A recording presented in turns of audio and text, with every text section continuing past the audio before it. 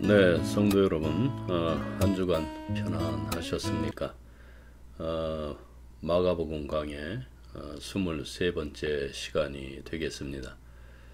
오늘은 그 마가복음 본문 7장 1절에서 23절까지 되겠습니다. 함께 공부하고 오늘 설교 제목은 인간이 만든 그 전통의 위험성을 폭로하심, 이렇게 정했습니다.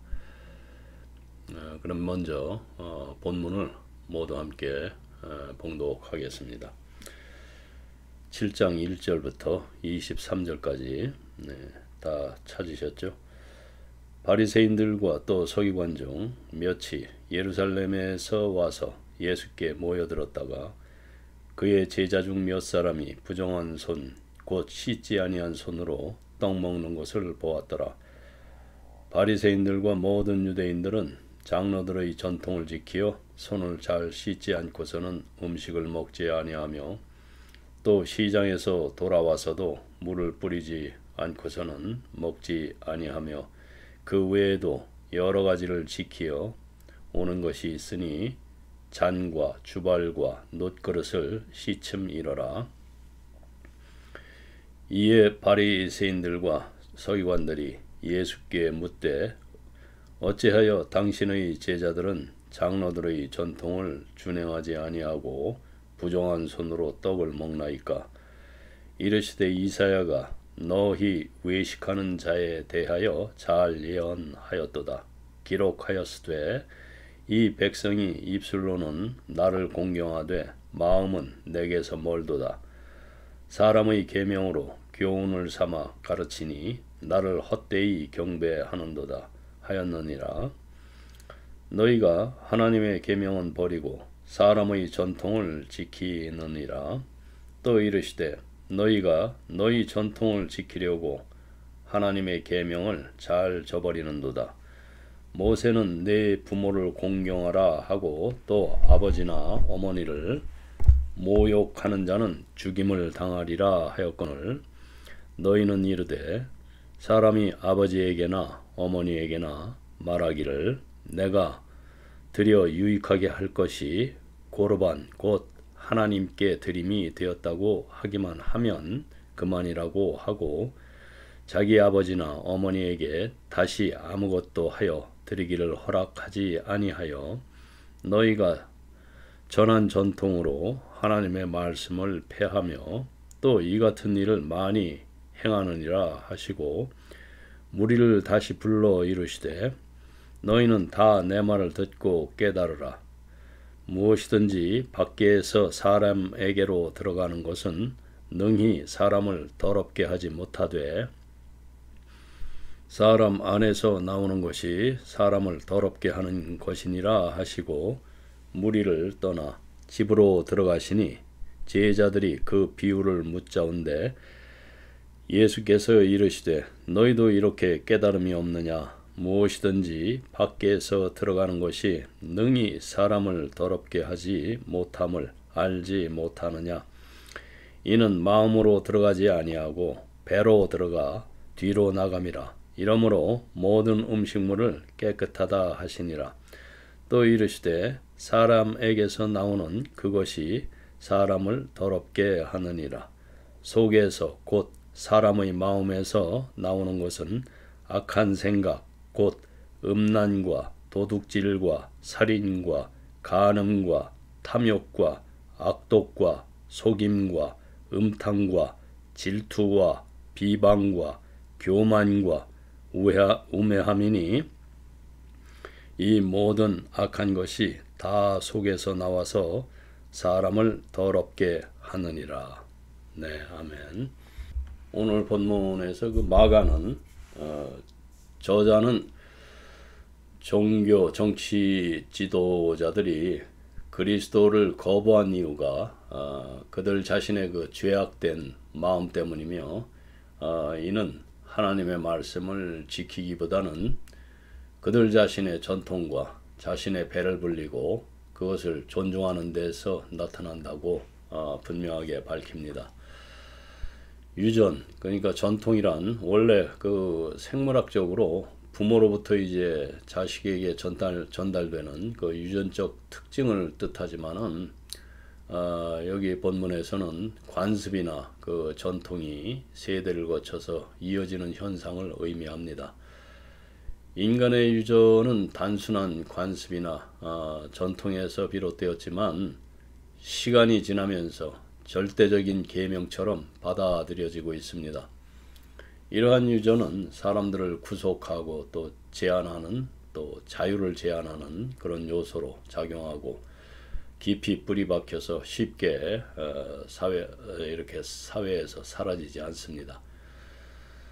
예를 들어서 할로윈 축제는 본래 그 이교도 문화에서 기원을 했습니다. 오랜 시간 동안 교회에서도 이제 받아들여지면서 하나의 관습이 되었는데요. 이 축제에서 이제 아이들은 마녀나 그 괴물로 분장하고 집집마다 사탕을 요구하죠.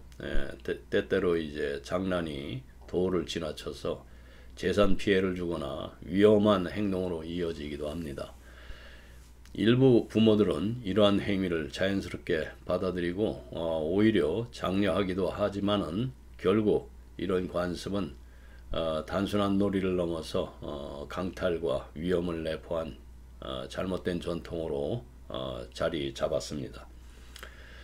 이처럼 사람들이 만든 유전이 시간이 지나면서 그 당연한 것으로 받아들여지고 또 그 기원이 무엇인지 고민해 보지 않은 채 그대로 따르는 모습이 반복이 됩니다. 인간 사회에서. 사회가 발전하면서 이러한 관습을 비판적으로 바라보고 필요한 좀 변화를 고민해야 해볼 때입니다.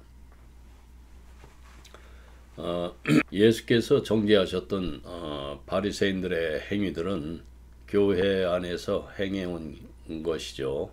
이러한 행위들은 인간의 유전으로 된 가르침이었습니다. 이처럼 교회에서 가르치는 많은 계명이 성경적 기초 없이 유전적인 기초만을 토대로 세워졌습니다.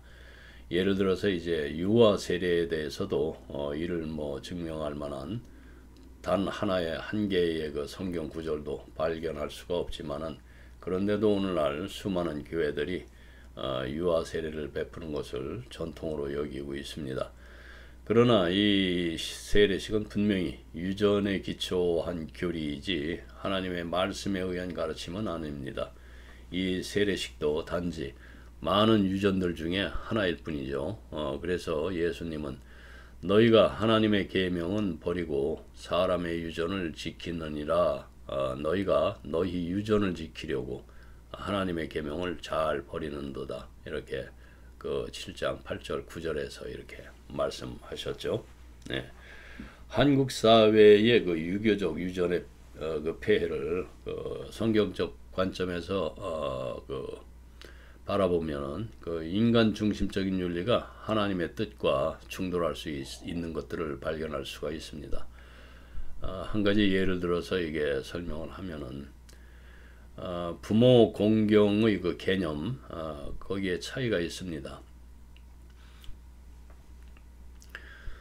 유교에서는 부모를 절대적인 존재로 섬기고 또 부모의 뜻을 따르는 것이 최상의 도덕적 가치로 여겨집니다. 그러나 성경에서는 부모 공경이 하나님을 경외하는 것과 이렇게 연결이 되어 있습니다.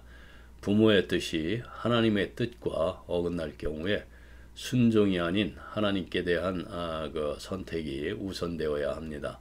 물론 영적인 이해가 닫혀있는 부모님들은 이러한 일들이 일어나는 것들을 인간적으로 아주 본능적으로 싫어하죠. 그리고 이제 두 번째 가족 구조의 문제인데 유교적인 그 효 사상은 요즘에 이제 한국에서도 많이 희미해진 것 같습니다. 그 유교적 유전을 버리지 못한 가정은 가정 내에서 그 수직적 관계를 강조하죠. 부모의 권위가 절대적입니다. 이에 따라서 그 결혼한 자녀도 부모의 통제 아래 있어야 한다는 사고방식이 강하게 저변에 깔려 있습니다. 반면에 성경에서는 결혼한 자녀가 부모를 떠나서 독립적인 가정을 이루도록 가르칩니다.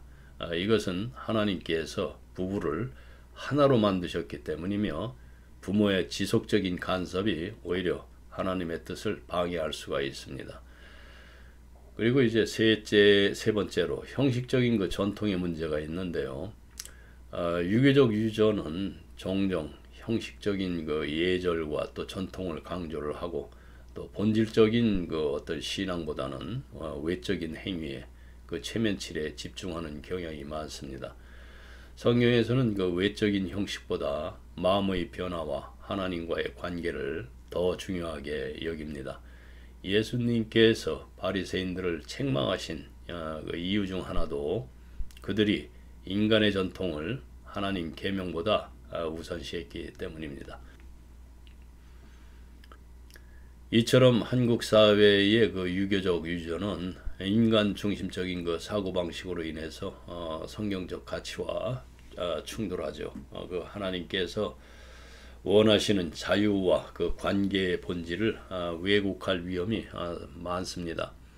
따라서 우리는 그 전통을 따를 때에 그 기원이 무엇인지 그리고 그것이 하나님의 뜻과 일치하는지를 깊이 고민해야 합니다.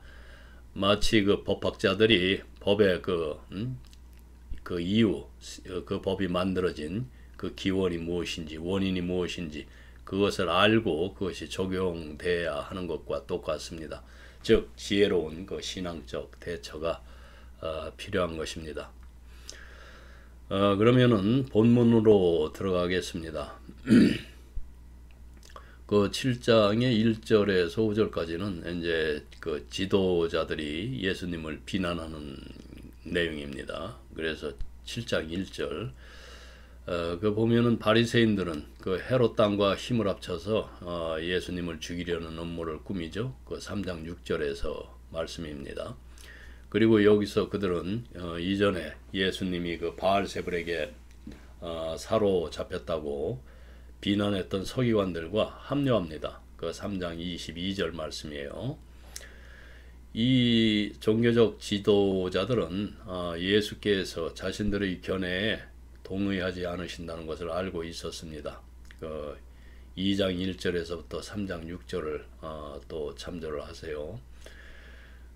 그들은 예루살렘에서 온 또 다른 이제 흠잡기 임무에 참여를 합니다.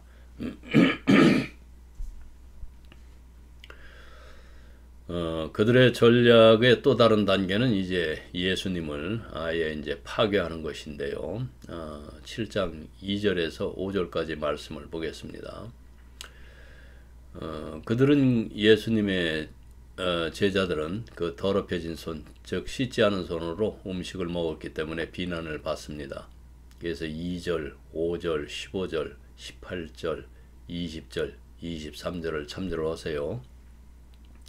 그리고 이제 더럽힘과 전통, 그건 5절, 8절, 9절, 13절 여기에 나타납니다. 오늘 본문의 주제입니다. 그들의 비난은 구약 율법에 대한 그 직접적인 불순종에 근거한 것이 아니라 그 장로들의 전통에 있는 규정에 대한 것이었습니다. 그 예수님 당시 종교 지도자들의 그 구전 가르침은 대대로 전해 내려왔습니다. 그 본문 3절에서 설명했듯이 유대인들은 장로들의 전통을 지키기 위해서 그 특별한 방법으로 손을 씻지 않으면 아무것도 먹지 않았습니다.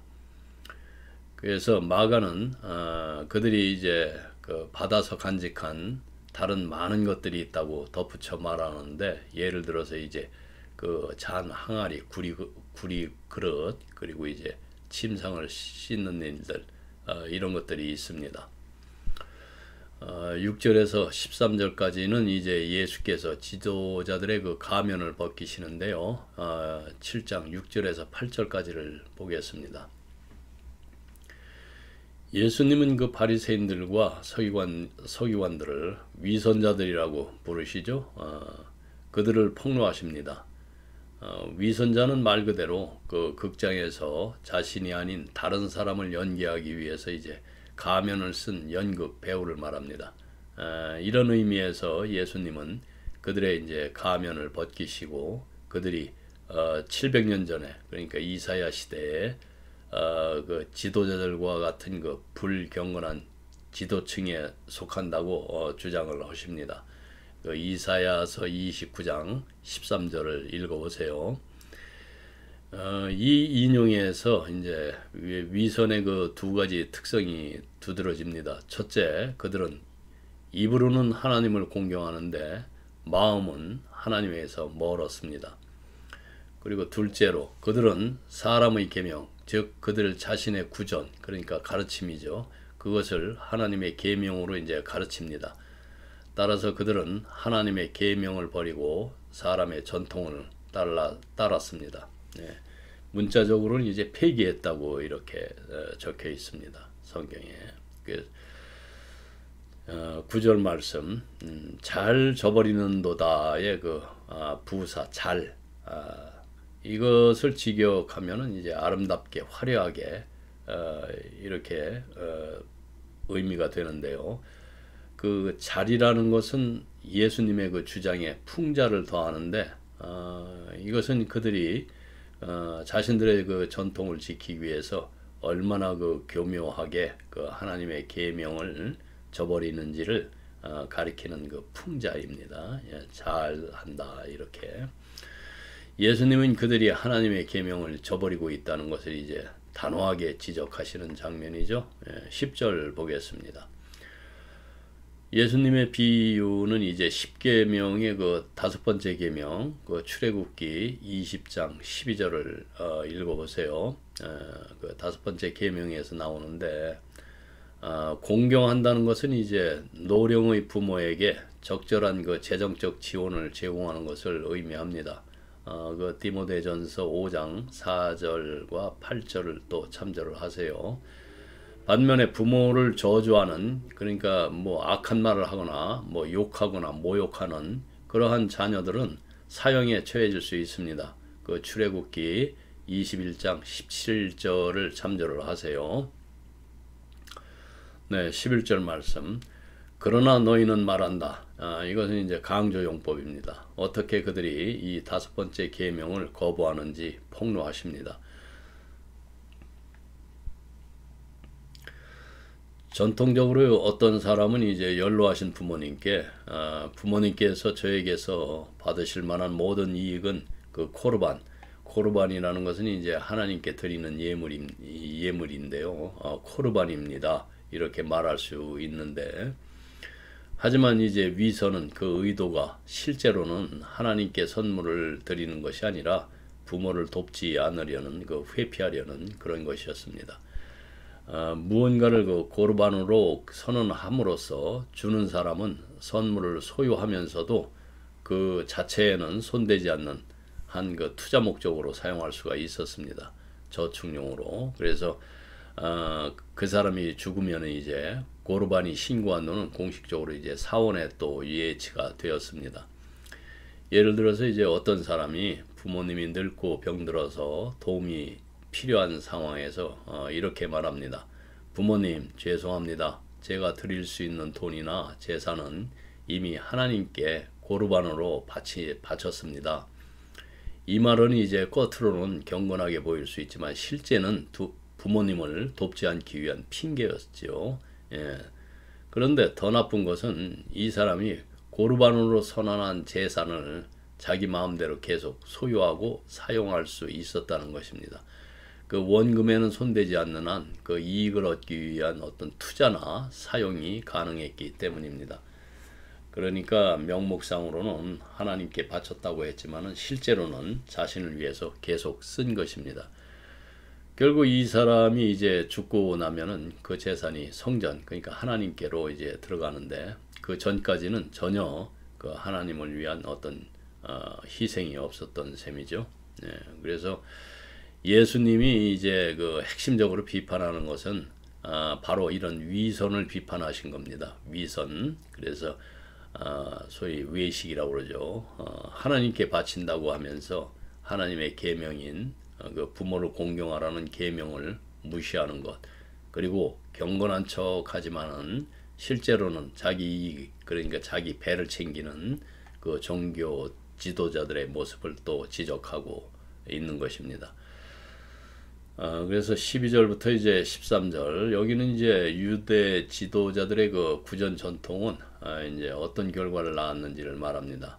그래서 부모에 대한 책임을 회피하도록 이제 허용함으로써 하나님의 말씀을 무효하게 하는, 그러니까 문자적으로는 이제 취소하다 철회하게 만드는 것입니다. 하나님의 말씀을 너희가 이와 같은 일을 많이 행하느니라. 그리고 4절에서 말씀하시죠.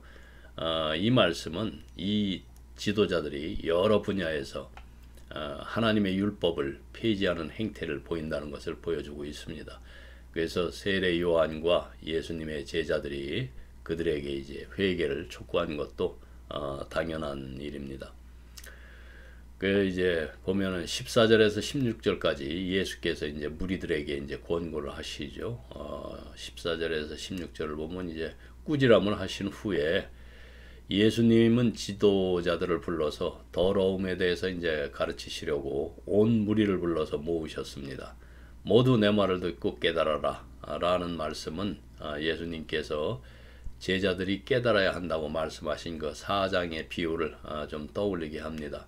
그 어떤 거였나요? 4장 3절에 보면은 들으라, 씨를 뿌리는 자가 뿌리러 나가서, 그 마가복음 4장 3절.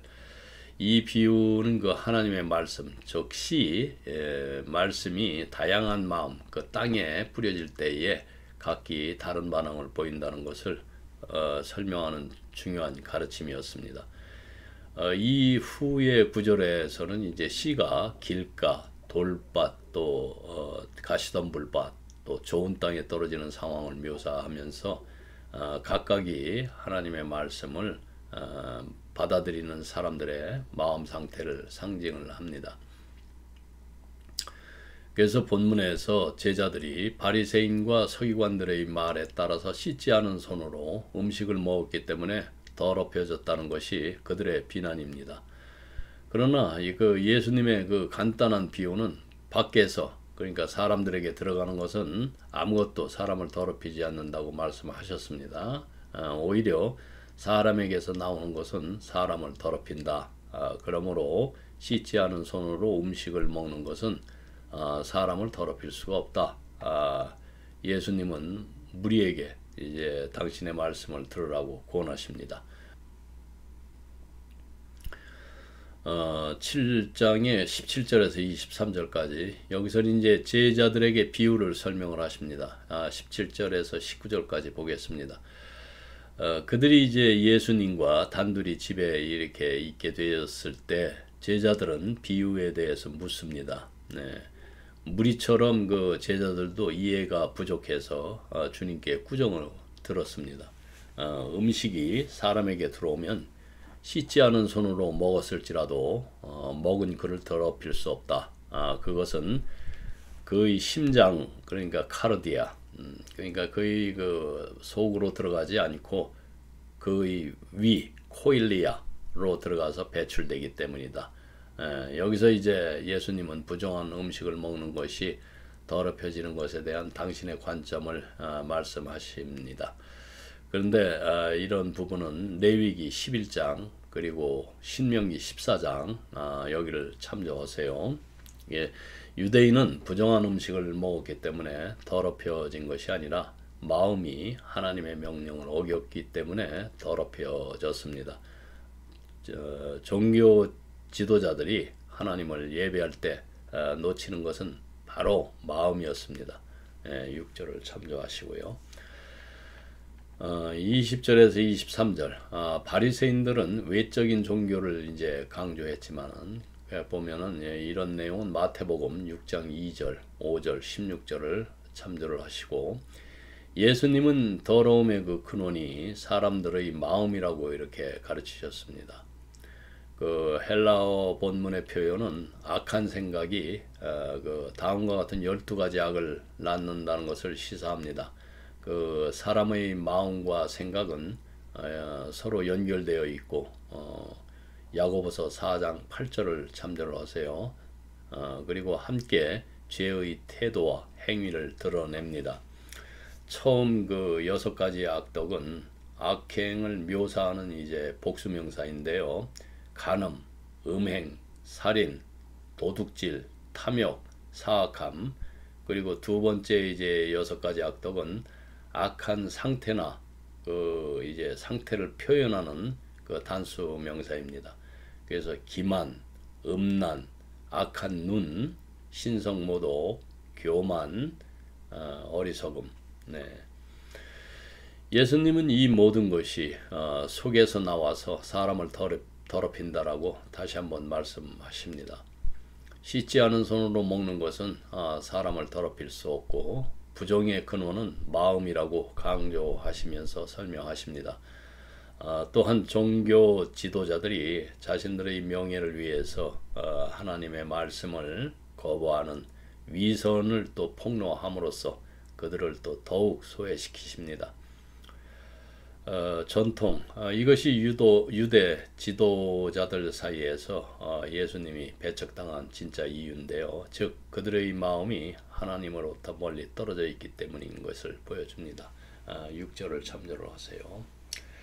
그래서 전체 본문을 좀 의역해서 정리를 하겠습니다. 1절부터 23절까지. 이제 예루살렘에서 온 그 바리새인들과 서기관들이 예수께 다가왔습니다. 그들은 그의 제자들이 그 씻지 않은 손으로 음식 먹는 것을 보았을 때 이는 그들이 그 의식적인 그 씻음을 거치지 않았다는 것을 의미합니다. 바리새인들과 그 실제로 모든 유대인들은 전통적인 규칙에 따라서 특정한 방식으로 손을 씻지 않고는 결코 먹지 않습니다. 그리고 그들은 먼저 물 뿌리기를 하기 전까지는 시장에서 산 어떤 것도 먹지 않습니다. 그리고 그들이 중요하다고 여기는 그 다른 많은 것들이 있는데 그것은 그릇을 씻는 것과 또 관련되어 있습니다. 예를 들어서 이제 항아리와 뭐 대야 같은 것들 그리고 접시도 그렇습니다. 그래서 바리새인들과 서기관들은 예수께 이제 이렇게 물었습니다. 왜 당신의 제자들은 전통 따르기를 거부하고 그 씻지 않은 손으로 빵을 먹나요? 예수께서 대답하시죠. 위선자들아, 이사야가 너희를 아름답게 묘사했느니라. 이 백성이 입술로 나를 공경하나니 하지만 그들의 마음은 나에게서 멀리 떨어져 있다. 그러나 그들은 헛되이 나를 경배하노라. 사람의 계명을 교리로 가르치는 것. 너희는 사람의 전통을 붙잡는데 너무나 바쁘고 그대들은 하나님의 계명을 버렸다. 그런 다음에 이제 예수님은 계속해서 말합니다. 당신들이 자신의 전통을 지키기 위해 하나님의 계명을 무시하는 모습을 보면 참 놀랍도다. 모세는 내 아버지와 어머니를 공경하라고 명령했고 또 아버지나 어머니를 저주하는 자는 반드시 죽을 것이다 라고 말했다. 그런데도 너희들은 누군가가 부모에게 고르반이라고 말하면 즉 나는 하나님께 이미 모든 것을 드렸으니 부모님께 따로 드릴 것이 없습니다 라고 이렇게 하면은 그는 부모를 돌볼 책임이 없어지는 것이라고 이렇게 가르칩니다. 그래서 당신들의 전통이 하나님의 말씀을 무력하게 만들고 있고 그리고 이런 모습은 당신들이 하는 많은 일에서 흔히 볼 수 있다. 발견이 된다. 그 후 예수께서 다시 군중을 가까이 불러 말씀하셨습니다. 모두 내 말을 듣고 깨달으시오. 사람을 더럽히는 것은 바깥에서 들어오는 것이 아니라 그의 마음에서 나오는 것이니 사람이 더럽혀지는 것은 그 속에서 나오는 것들 때문이다. 이제 그 후에 예수께서 군중을 떠나서 실내로 들어가셨을 때 제자들이 그분께 이 비유에 대해서 이제 물었습니다. 예수께서 말씀하셨습니다. 너희도 아직 깨닫지 못하느냐? 외부에서 사람 안으로 들어가는 것이 그를 더럽히지 않는다는 것을 알지 못하느냐? 음식은 사람의 마음으로 들어가는 것이 아니라 그의 배를 지나서 결국 밖으로 나가는 것이다. 그러므로 모든 음식이 본래 깨끗한 것이지만 예수님께서는 계속해서 말씀하십니다. 사람을 더럽히는 것은 밖에서 들어오는 것이 아니라 그 사람 안에서 나오는 것이다. 왜냐하면은 악한 생각은 사람의 마음에서 생겨나기 때문이다. 곧 음욕, 도둑질, 살인, 간음, 탐욕, 악한 행위, 속임수, 방탕, 시기, 비방, 교만, 어리석음, 이 모든 것들이 사람 안에서 나와서 그를 더럽히는 것이다. 이렇게 말씀하십니다. 예수님의 치유와 가르침이 그 당시에 그 기득권자들 사이에서 상당한 적대감을 불러일으키고 있다는 것이 점점 더 분명해지고 있습니다. 이 바리새인과 서기관 무리는 예루살렘에서 내려와서 비난을 하려 한 것이 분명합니다. 쫓아 내려온 겁니다. 이제 의식적 그 시스템에 대한 문제가 남아 있는데 예수님 당시에는 그것이 꽤 정교한 정결의식이 정교한 의식이 되었습니다. 이것은 우리가 아는 위생을 위한 것이 아니었고 당시에는 이제 세균이라는 것이 알려지지 않았기 때문입니다. 그저 그들의 손이 시장이나 다른 곳에서 무언가 또는 누군가에 의해서 더럽혀졌을 수도 있었기 때문인데요. 이러한 그 정결의식은 유대인의 삶에서 중요한 역할을 했으며 또 예수님 시대에도 여전히 강한 영향을 미쳤습니다. 예수님께서는 이러한 전통이 때때로 형식적인 규칙으로 변질되어 본래 의미를 잃었다고 지적하시고 있는 것입니다. 부정함을 씻는 이 행동은 장로들의 도움으로 그 바리새인과 그들 동료 사이에서 강력한 전통으로 이제 발전을 했습니다. 예수님은 이제 평소처럼 문제의 핵심을 짚어내셨습니다. 그들의 전통은 하나님께 대한 정교한 그 입술의 예배를, 그러니까 립 서비스 예배를 낳았지만은 그들의 마음은 그 어느 때보다도 하나님께로부터 멀리 떨어져 있었죠. 그들은 실제로 사람의 전통이 하나님의 계명보다 더 중요해진 불행한 상태에 이르릅니다. 예수님은 당시에 그 흔했을 법한 그 적절한 설명을 사용하십니다. 고르반은 하나님께 바쳤다는 뜻이고 그 사람은 자신의 모든 재산을 하나님께 바쳤다고 맹세할 수 있었습니다. 그래서 그 하나님의 계명인 아버지와 어머니를 공경하는데 사용할 필요가 없었죠. 그런 맹세는 모든 의도와 목적에서 돌이킬 수 없었고 이것이 예수님께서 아주 분명하게 말씀하신 전통의 그 나쁜 면입니다. 고르반은 그 히브리어입니다. 그래서 하나님께 가까이 나가기 위해서 드리는 것을 뜻하는데요. 고르반의 그 성경적 의미를 보면은 구약에서 그 레위기에서는 그 다양한 제사와 관련된 그 헌물로 등장을 합니다. 그래서 그 제사, 번제, 소제, 화목제, 또 속죄제, 속건제 등이 이제 포함이 되고요. 고르반이 이제 헌물로는 이제 짐승, 또 곡물, 포도주, 기름 등이 포함될 수 있고 이것은 이제 하나님과의 관계를 맺거나 화해하기 위한 제사에 사용이 되었습니다. 그런데 이제 신약에서의 고르반이라고 그러면은 예수님 시대에는 고르반이 부모를 공경하는 의무를 이제 회피하는 수단으로 악용되기도 이제 하죠. 지금 그 말씀을 하고 있는 겁니다. 그래서 오늘 본문에서도 예수님은 바리새인들이 고르반이라는 명목으로 그 부모를 돌보지 않는 잘못된 관행을 지적을 하십니다. 즉 어떤 사람이 부모를 돕는 대신에 이것은 하나님께 바친 것이니 부모를 위해 사용할 수 없습니다 라고 선언을 하면은 부모를 돌보지 않아도 된다는 그런 논리가 형성이 된 겁니다. 예. 그러면은 여기서 우리가 영적인 교훈을 얻을 수 있는 것은 본래 고르반은 하나님께 드리는 헌신과 예배의 상징이었는데 하지만 예수께서는 그 형식적인 어떤 헌물보다도 마음의 그 순종과 사랑이 더 중요하다고 강조하십니다. 그래서 예수님 자신이 우리의 그 궁극적인 그 고르반이 되어서 십자가에서 자신을 온전히 하나님께 드림으로써 우리 죄를 속죄하셨죠. 오늘날에도 우리는 이제 우리의 그 시간과 그 재능을 하나님께 드리는 방식으로 고르반의 의미를 실천할 수가 있겠습니다. 예수께서는 이제 중요한 원칙을 말씀을 하시는데 15절에서 우리는 이제 그가 정상적인 씻는 것에 반대하지 않았다는 것은 뭐 확신할 수가 있습니다. 그 누가복음 2장 22절에서 40절에 예수님의 그 정결 예식 이야기를 여러분들 읽어보시기 바랍니다. 그러나 예수님은 다음과 같은 것들을 강조합니다. 사람들을 정말로 더럽히는 것은 그들의 입에 들어가는 음식이 아니고 그들의 상상에서 일어나는 악한 것들이죠. 그는 여기서 완벽한 본보기를 보입니다. 왜냐하면 바리새인과 서기관들은 의심할 여지 없이 의식적으로 흠이 없었지만은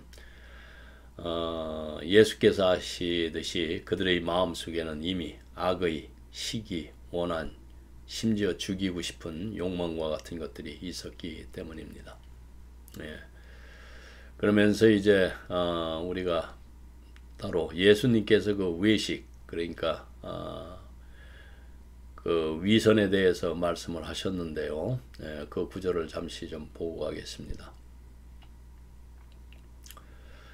이사야가 너희 같은 외식하는, 그러니까 위선자들에게 대해서 정확히 예언하였다. 이렇게 기록되어 있다. 이 백성은 입술로만 나를 공경하고 마음은 내게서 멀리 떠나 있다. 이사야서 그 29장 13절 위에서 말씀이죠. 70인역에서 이렇게 표현하고 있습니다. 그래서 그들은 사람의 가르침을 교리로 삼으며 헛되이 나를 예배한다. 너희는 하나님의 계명을 버리고 사람의 전통을 따르고 있다. 또 그들에게 말씀하시죠. 너희는 너희 전통을 지키려고 하나님의 계명을 저버리는구나. 가장 오늘 핵심적인 내용이 될 텐데요. 6절에서 9절까지가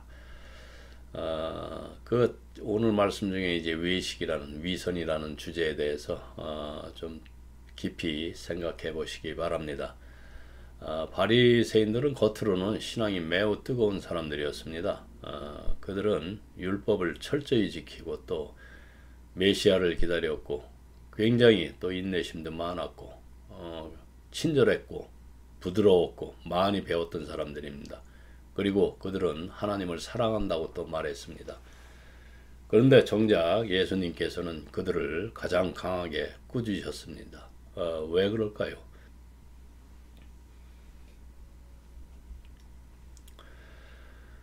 바리새인들의 문제는 그들이 보여주기 위한 그 신앙을 가졌다는 것입니다. 그들은 율법을 지키는데 목숨을 걸었지만 그 목적이 하나님이 아니라 사람들에게 존경받는 것이었습니다. 그 마태복음 23장에서 예수님은 그들의 그 외식을 이렇게 지적하십니다. 율법학자들과 바리새파 사람들은 모세의 자리에 앉아 있다. 그러므로 그들이 말하는 것은 실행하고 지켜라. 그러나 그들의 행실은 따르지 말아라. 그들은 말만 하고 실행하지 않는다. 마태복음 23장 2절에서 3절까지 말씀입니다. 바리새인들의 외식은 우리에게도 경고가 됩니다. 우리는 신앙을 통해서 하나님께 영광을 돌리고자 하는가, 아니면은 사람들에게 인정받기 위해서 행동하는가. 예수님께서 바리새인들을 책망하셨던 이유, 그들이 자신의 그 경건함을 자랑하고 또 남을 정죄했기 때문입니다. 그래서 예수께서 뱀들아, 독사의 새끼들아, 너희가 어떻게 지옥의 판결을 피하겠느냐 그러고서 마태복음 23장 33절에서 말씀하십니다. 그래서 진정한 신앙은 하나님 앞에서 겸손하게 살아가는 것입니다. 우리가 외식을 버리고 참된 믿음을 향해서 나갈 때 하나님께서 기뻐하시지 않을까요? 무언가를 더하는 위선자가 되지 마십시오. 지금도 세상은 충분한 위선자들 천국입니다. 천집입니다. 버글버글합니다. 그러므로 여러분들은 그런 위선자의 하나에 더 겹쳐지는 그러한 사람들이 되어서는 안 될 것입니다. 오늘은 여기까지 하겠습니다. 기도하겠습니다.